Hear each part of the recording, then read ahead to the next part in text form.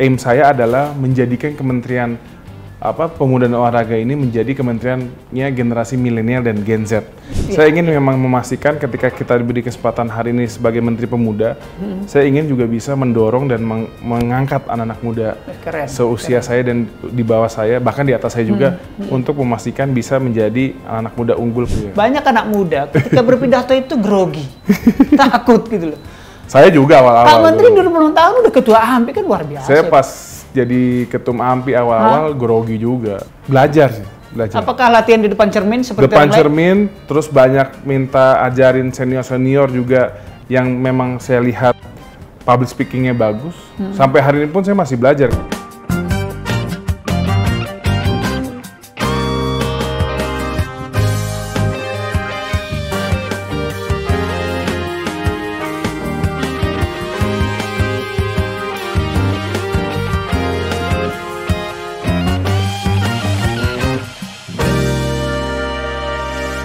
Assalamualaikum warahmatullahi wabarakatuh. Salam sejahtera untuk kita sekalian. Om Swastiastu, Namo Buddhaya, salam kebajikan. Tribuners dan pemirsa Warta Kota, bersama saya Domo Ambarita, Wakil Direktur Pemberitaan Tribun Network dan pemimpin redaksi Warta Kota. Sore ini kita bincang-bincang kembali dengan tokoh spesial. Kali ini kita bertemu dengan tokoh muda, namanya juga, dan mengurusi anak muda. Selamat siang, Mas Dito. Siang, Mas. Apa atau kabar? Pak? Ya, Mas boleh lah ya, biar Mas lebih Dito muda ya. Kaya lebih muda ya. Kak Dito, bagaimana kabar? Baik, Pak. Mas. Tribuners, barangkali nama beliau masih hit ya.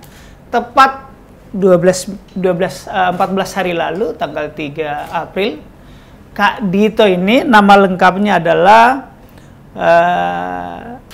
Aryo Bimo Nandito Aryo Tejo. Oh semua ini udah cocok nih, Satrio Piningit nih. Ampun. Kak Dito ini adalah Menteri Pemuda dan Olahraga yang baru dilantik Presiden Jokowi tanggal 3 April lalu. Tribuners supaya tahu, usia beliau baru 32 tahun. Siap. 32 tahun sudah jadi menteri. Kak Menteri, apakah ini sesuatu jabatan yang surprise di usia 32 tahun sudah jadi menteri? Sangat surprise lah, sangat terkejut. Kan kita tidak ada yang bisa menyangka dan momentumnya juga mengagetkan kan. Tiba-tiba Pak Zainuddin Amali memilih untuk fokus di PSSI, jadinya terjadi ya kita bilang dinamika, dan ternyata yang diminta dan dipilih yang berusia relatif sangat muda. Jadi ya ini suatu hal yang tidak bisa kita bayangkan sebenarnya. Kak Dito, saya tadi coba searching dan informasi dari staf Bapak bahwa selama Republik Indonesia ada 14 menteri. Dan 2 di awal itu adalah Pak Wikana dan Supeno, sama-sama 32 tahun. Oh iya. Jadi sama-sama 30 tahun dengan Kak Dito. Beliau itu yang pertama di era Pak Karno, dan yang kedua juga Pak Karno, sama-sama 32 tahun. Berarti ini prestasi yang luar biasa tuh Kak Dito. Ya, yang pasti saya anggap ini anugerah ya Pak. Kalau prestasi saya belum bisa bicara karena kan kita dipilih, tapi kita belum terbukti. Jadi sekarang waktunya membuktikan. Ini ajang pembuktian ya ke depan ya. Betul. Kak Dito boleh dong cerita, kemarin siapa sih yang menghubungi pertama kali bahwa Kak Dito akan jadi menteri? Jadi memang dari sebelum dipelantikan, Pak Ketum kami, Pak Erlangga Hartarto memanggil beberapa kader yang secara resmi beliau ajukan untuk mengganti Pak Zainuddin Amali setelah beliau resmi mundur dari kabinet. Tetapi kita dilantik 3 April, hari Senin, saya baru ditelepon itu hari Minggunya. Minggu sore saya ditelepon ajudan Presiden, diminta ngadep Bapak hari Senin, kemudian Pak Ketum Erlangga memanggil saya ke rumah dan memberitahukan situasinya. Baik. Tadi disebut kaget jadi Menpora. Tentu karena sudah punya pengalaman di AMPI, pengalaman juga di olahraga bersama Raffi Ahmad dan kawan-kawannya. Tentu sudah punya program dong ke depannya, sudah dipersiapkan ya. Boleh dong diceritakan Pak Menteri, barangkali 3 prioritas utama dah. Ya, 3 prioritas utama pasti tadi tentang pengelolaan tim kontingen Indonesia untuk kita hadapi multi event internasional ya, SEA Games, Asian Games, sampai Olimpiade, dan juga tidak lupa atlet-atlet difabel yang akan mengikuti para Games, para Asian Games dan Paralimpik. Dan untuk olahraga ya kita harus juga udah menggenjot ekosistem sport industri dan talent scouting di level usia dini, pendidikan sampai regional, dimulai dari desa, itu yang diharapkan oleh Pak Presiden, dan itu memang semangat saya waktu saya bercerita ke Bapak Presiden. Dan yang pasti itu olahraga. Kalau olahraga sebenarnya kementerian ini sudah lebih matang dan sudah bisa dibilang sistemnya berjalan dengan maksimal. Yang pasti aim saya adalah menjadikan kementerian pemuda dan olahraga ini menjadi kementeriannya generasi milenial dan Gen Z. Jadi sektor pemudanya ini akan insya Allah kita banyak melakukan inovatif dan juga memaksimalkan program-program yang akan berjalan di lebih banyak di sektor wirausaha, kreativitas dan juga profesionalitas. Jadi kita menyiapkan generasi muda ini siap untuk menghadapi dunia setelah pendidikan.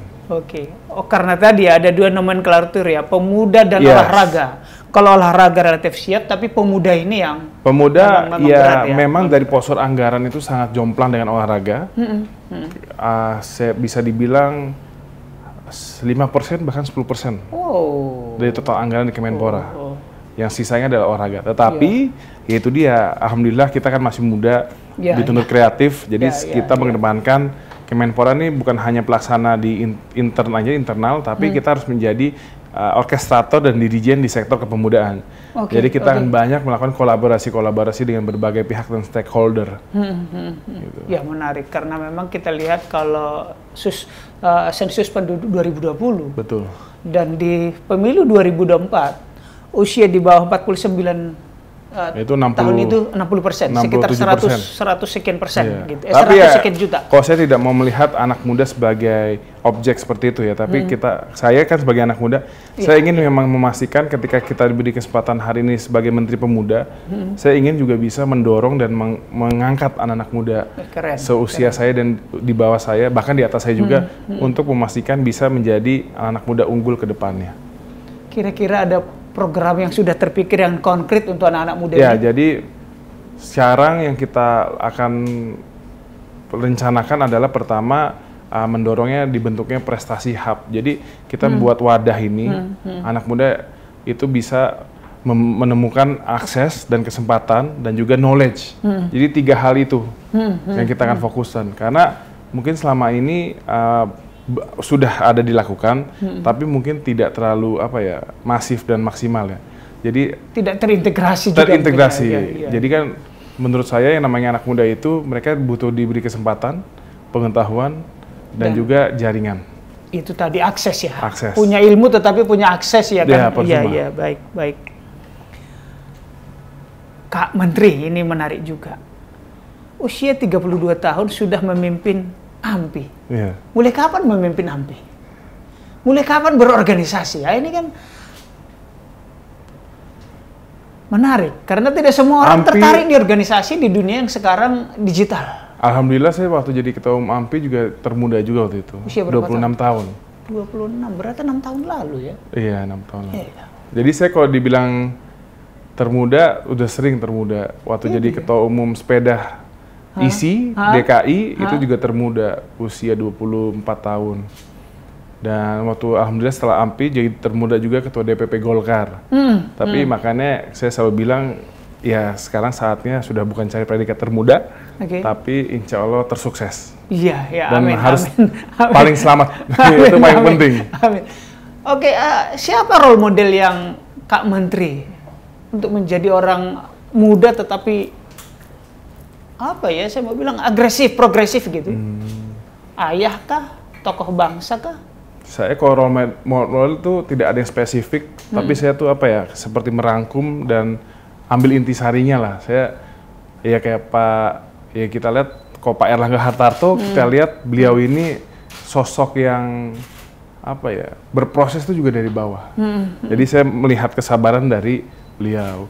Kita lihat juga bisa dilihat kayak Pak Erick Thohir, ya sosok yang progresif dan muda juga. Dan jadi Pak Sandiaga Uno dan pengusaha almarhum Arifin Panigoro. Jadi banyak sekali role model saya dari Indonesia lah. Gitu. Mohon maaf saya agak keluar dari tor memang karena ini menurut saya menarik. Banyak anak muda ketika berpidato itu grogi, takut gitu loh. Saya juga awal-awal. Pak Menteri 20 tahun udah ketua AMPI kan luar biasa. Saya pas jadi ketum AMPI awal-awal grogi juga. Bagaimana cara melatih supaya ini untuk ilmu kepada generasi muda? Gimana ya? Saya belajar sih. Apakah latihan di depan cermin seperti depan cermin, terus banyak minta ajarin senior-senior juga yang memang saya lihat public speakingnya bagus. Sampai hari ini pun saya masih belajar karena kan saya sebenarnya karakternya bukan karakter yang jiwa orator ya, atau juga yang kritis. Tapi saya ini emang secara passion dan jiwa lebih kepada ya apa ya, lobbyis mungkin ya. Ya sekali lagi awalnya memang grogi, tetapi terus belajar. Ya, belajar. Mau nggak mau dan dituntut pekerjaan kan? Iya. Satu lagi masih terkait itu. Ayah kan di bidang tambang dan sukses di sana. Kenapa milih terjun ke politik? Jadi memang keluarga saya itu tidak yang di politik, bahkan semuanya di dunia usaha profesional dan teknologi. Jadi pilihan saya apa ya? Mungkin saya juga berpikir melengkapi variabel kali ya, karena semuanya sudah di sana, jadi kita cari yang lain. Tapi saya lebih ke passion sih. Memang dari muda jiwa kepedulian saya itu tinggi dan saya pada saatnya saya berpikir ya memang kalau kita memiliki kepedulian tinggi dan ingin membantu banyak orang, jalur politik yang menurut saya, hemat saya itu paling memungkinkan, khususnya partai politik. Iya. Baik. Tadi saya sudah tanya soal awal. Nah, ke depan kita tahu tadi sudah disebut beberapa pengembangan olahraga sangat vital ke depan. Tadi sudah disebut 3 program gitu, tapi kita juga tahu bahwa banyak persoalan yang dihadapi. Barangkali dalam waktu kan 18 bulan ini ya, kalau berhitung sampai Oktober zamannya eranya Pak Jokowi berakhir ya. Prioritas kemana saja nih untuk pengembangan olahraga terutama? Iya, yang pasti sekarang untuk cabang-cabang olahraga yang sudah terfokus kan kita sudah ada DBON, Desain Besar Olahraga Nasional itu kita coba memaksimalkan dari sisi dukungan pemerintah kepada cabang olahraga dan juga kita juga kemarin alhamdulillah sudah Pak Menteri Investasi juga turut mendukung, beliau sudah kunjungan ke Kemenpora dan komit untuk menjadi matchmaking antara cabang olahraga dengan investor-investor untuk disupport dan juga segi SDM itu kita ingin mendorong khususnya di universitas negeri ini yang Fakultas Ekonomi membuka mata kuliah atau jalur prodi manajemen tata kelola keolahragaan. Jadi olahraga bukan dari sisi fisik tapi sisi manajerialnya. Oh, seperti manajemen rumah sakit. Betul. Iya kan, bukan hanya dokternya tapi ada manajemen rumah sakit. Karena kita sangat kekurangan di sisi SDM penyelenggaraan. Dan juga untuk atlet kita ingin mendorong adanya beasiswa semacam LPDP tapi khusus sektor dari olahraga dari Kemenkeu dan Kemdikbud. Jadi biar anak-anak yang dari usia dini sudah fokus di atlet, mereka setidaknya ada suatu jaminan dan juga keyakinan dan apresiasi bahwa kelak ketika mereka ingin kuliah itu sudah ada yang support. Jadi kita kan ingin atlet kita ini juga terisi kan secara ilmu. Jadi karena atlet ini kan dunia maksimal di usia 35 sampai 40 tahun di atlet mungkin udah dianggap kakek. Nah, kehidupan setelah itu kan kita harus memberikan. Jadi pondasinya itu salah satunya pendidikan. Apakah sudah ada pendekatan atau diskusi dengan LPDP? Sudah. Targetnya berapa siswa atau semua yang berprestasi? Kita sih mengajukannya nanti pasti sebanyak-banyaknya. Sebanyak-banyaknya ya. Soal jumlah enggak. Karena kan olahraga ini kan terkait dengan pembentukan karakter bangsa juga. Betul. Kak Menteri kan di Indonesia ada 50-an cabang olahraga ya. Apakah lebih ya? Apakah dari semua cabang olahraga ada yang ke sana atau yang prestasi menonjol saja? Yang kemana nih, Mas? Yang mendapatkan beasiswa itu. Oh, kalau itu semua. Semua ya? Semua. Tapi memang ke depan dengan adanya Desain Besar Olahraga nasional ini memang kita dipersempit fokus cabang olahraga ini yang harus ibaratnya di fokusan pemerintah itu ada jumlahnya 14 cabang olahraga. Dan tapi ini bisa direview berkala. Hal ini karena apa? Kita harus perlu akui bahwa budgeting negara kita kan belum sekuat negara-negara maju. Jadi memang ini kenyataan yang pahit, tapi ini harus kita lakukan. Jadi ini juga mendorong cabang-cabang olahraga yang lain juga berbenah diri dan juga membuktikan bahwa mereka patut masuk di list dari desain besar olahraga nasional itu. Artinya buktikan dulu prestasimu baru masuk ke situ kira-kira. Betul. Sepak bola, Liga 1, Liga 2, Liga 3. Kemarin kan sempat ditutup Liga 2, Liga 3. Target ke depan seperti apa ini? Iya, seperti di pidato saya kemarin di penutupan Liga 1, kita mendorong segera diadakannya Liga 2 dan Liga 3 agar potensi-potensi atlet ini yang sudah terkumpul itu bisa ada penyaluran bakatnya. Mungkin di waktu dekat kita akan ada event di Bali. Kemarin ada tahu sedikit sentimen Israel. Upaya Pak Menteri memang kemarin sudah ada menemui Gubernur Bali. Nah, bagaimana optimisme menyelenggarakan acara ini? Kemarin kita sudah, alhamdulillah kita udah ketemu ya dengan seluruh pihak dan di tempat. Ada saya sebagai Menpora, ada Raja Sabta Oktohari sebagai Presiden National Olympic Committee yang juga Ketua Penyelenggara World Beach Game dan Gubernur Bali. Ya kita udah menemui satu titik temu dan sepakat lah. Tapi memang ya kita tidak akan keluar dari aturan dan konstitusi. Siap. Kak Menteri, 2 pertanyaan terakhir. Adakah titipan khusus dari Pak Jokowi ini harus dibenahi ini secara detail? Tadi sih yang harus sebenarnya yang udah disampaikan tadi. Udah saya sampaikan tadi. Jadi olahraga itu masalah efisiensi yang ada pemborosan terkait kontingen. Pokoknya kita harus semuanya terukur. Diadakannya talent scouting liga-liga dari dini sampai di kedaerahan dan juga kepemudaannya itu diarahkan menjadi yang lebih kreatif, entrepreneur dan juga profesional. Gitu, Mas. Tadi saya baca slogan di bawah, saya baca saja, saya foto. Kemenpora harus terus menjadi lembaga yang akuntabel dan informatif, berorientasi pada pemberdayaan pemuda dan peningkatan prestasi olahraga Indonesia. Apa artinya itu dan kenapa harus ditaruh di bawah? Jadi itu semangat kita bahwa saya taruh akuntabel di awal karena apa? Ini kan pemerintahan, kita mengelola anggaran negara. Akuntabilitas itu sangat penting dan ini untuk jangka panjang, keselamatan bagi semuanya. Informatif, kenapa? Ya kita ini Kemenpora mungkin banyak orang mengasosiasikannya hanya olahraga. Jadi kita harus informatif bahwa kita ini banyak sekali program-program untuk pemberdayaannya pemudanya maupun olahraganya. Baik. Artinya supaya tidak seperti di masa lalu di mana ada dari kementerian ini yang bermasalah secara hukum ya. Oke, baik. Kak Menteri, sebelum kita akhiri barangkali ada closing statement, silakan. Ya, para pengikut Tribun, pembaca Tribun dan pengikut Tribun, saya mohon doa dan support yang pasti. Alhamdulillah kita anak muda diberikan kepercayaan, jadikan kita sebagai medium aspirasi anak-anak muda pembaca setia Tribun. Terima kasih Kak Menteri, Tribuners dan pembaca Warta Kota. Usia boleh muda, ya. Bung Karno juga muda waktu berjuang. Banyak anak muda pejuang di negaranya, Nelson Mandela, Bung Karno gitu. Seperti Kak Menteri, semoga teman-teman juga terinspirasi. Jangan ragu-ragu, jangan takut. Grogi boleh saat pertama kali, tetapi latihan terus. Itu dari kami, dari kantor Kementerian Olahraga di Senayan. Wassalamualaikum warahmatullahi wabarakatuh. Terima kasih Tribuners.